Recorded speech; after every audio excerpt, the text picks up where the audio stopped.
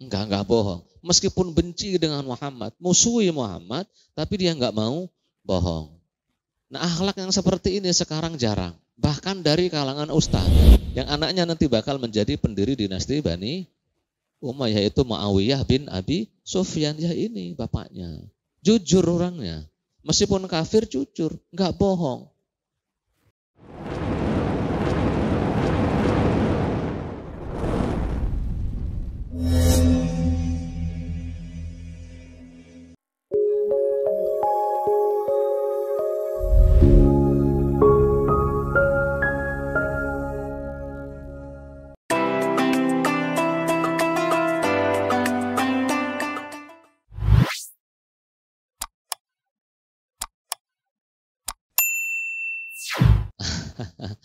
Satu hadis lagi lah.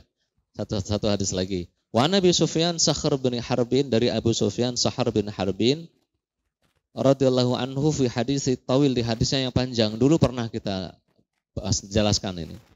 Fi qissati Hiraql anna Hiraqla qala li Abi Sufyan, sesungguhnya Hiraql berkata kepada Abi Sufyan. Hiraql itu penguasa Romawi, disebut Hiraql. Bahasa mereka Heraklius. Bahasa Arabnya Hiraql, penguasa Romawi yang ada di Syam. Disebutnya sebagai Heraklius. Nah, saat baginda Nabi SAW mengirim surat tahun ke-6 Hijriah ke raja-raja, salah satunya sampai ke Heraklius, dibawa oleh Dihyah Al-Kalbi, saya ingat saya. Nah, Heraklius itu membaca suratnya Nabi itu dibaca. Nah, beliau pengen memastikan apakah ini benar-benar Nabi. Kata Heraklius, carikan aku pedagang-pedagang dari tanah Arab yang berdagang di negara kita. Dicarilah pedagang-pedagang tersebut, ketemu dengan Abu Sufyan dan rombongannya sedang berdagang ke Syam. Ditanyain pertanyaannya panjang ya, tanyain. Apakah dia dari nasab yang bagus atau enggak? Oh, dari yang bagus. Apakah nenek moyangnya pernah jadi raja? Oh, enggak gitu. Macam-macam gitu. Salah satu pertanyaannya, famadza ya'murukum bihi, yang diperintahkan oleh Muhammad yang ngaku nabi itu apa?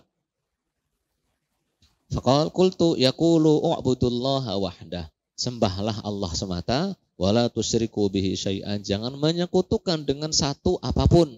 Watruku ma yaqulu aba'ukum, tinggalkan yang disampaikan bapak-bapakmu, tinggalkan slogan-slogan, keyakinan-keyakinan bapak-bapakmu. Maksudnya keyakinan kafir, keyakinan kekufuran.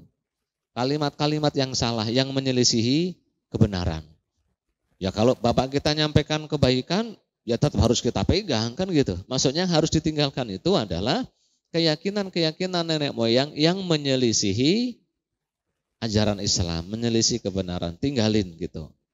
Wa ya'muruna bis-shalah, memerintahkan kami untuk salat, sedekah, zakat, wal afaf, menjaga diri, tidak berzina. Kalau mau nikah itu maksudnya. Jangan berzina, jangan selingkuh, jangan macam-macam gitu. Wassilah, dan menyambung silaturahim.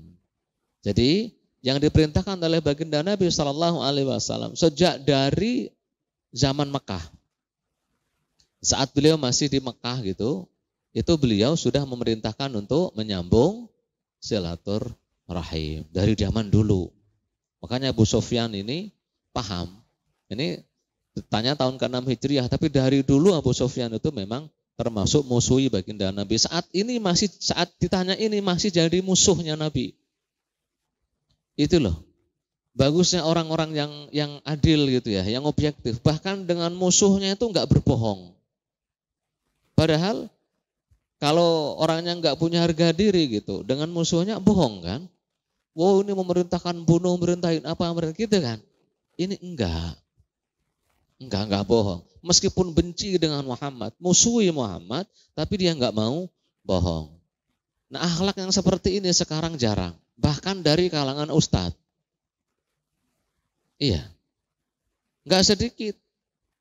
Yang disebut ustadz itu menyampaikan pendapat yang dia tidak setujui, didistorsikan. Disalahkan gitu. Ya. Kayak contohnya dia mengatakan dalam mazhab Syafi'i, Imam Nawawi mengatakan melafalkan niat itu tidak sunnah. Itu berbohong atas nama Imam Nawawi. Kalau itu pendapatmu sendiri, monggo. Enggak masalah, ahlan wa sahlan. Khalli walli. Tapi ketika sudah mengatakan Imam Nawawi berkata dalam kitab Majmu' bahwa melafalkan niat itu tidak sunnah, itu sudah berbohong. Jadi yahki anil khusum kadziban. Menceritakan pendapat yang tidak setujui dengan berdusta. Itu enggak boleh.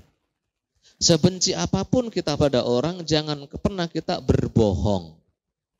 Kalau orang itu enggak pernah berbuat A, jangan bilang dia suka berbuat A. Orang itu enggak pernah mabuk meskipun musuh kita, jangan pernah orang tersebut mabuk. Itu. Nah, orang seperti itu kalau jujur dalam bersikap, akhirnya dapat kebaikan. Seperti Abu Sufyan bin Sakhr ini. Ini termasuk pisannya Nabi, bukan pisan, mertua Nabi. Ya, termasuk mertuanya Nabi SAW.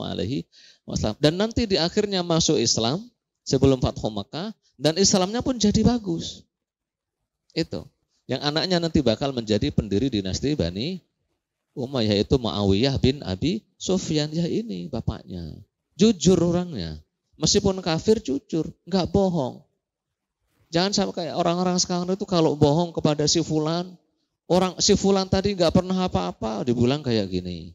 Kadang ngedit video orang lain diedit apa waliyadzubillah, seolah-olah si fulan, padahal bukan. Itu enggak benar. Orang kafir aja enggak seperti itu. Abu Sufyan zaman dulu ya, sebelum masuk Islam. Jadi menyambung silaturahim adalah ajaran yang karena inilah yang diperintahkan berarti baik-baik. Akhirnya si Heraklius mengatakan ini pasti Nabi.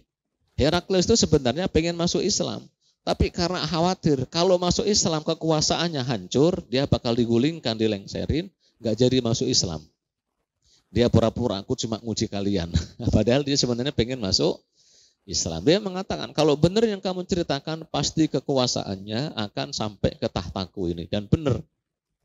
Syam itu ditundukkan oleh orang-orang Islam sampai sekarang itu menjadi negara Islam. Jadi Suriah, jadi Lebanon kan, jadi Palestina semoga segera dimenangkan oleh Allah Subhanahu wa taala, dan jadi Yordan itu bagian dari negara Syam. Wallahu a'lam bishawab.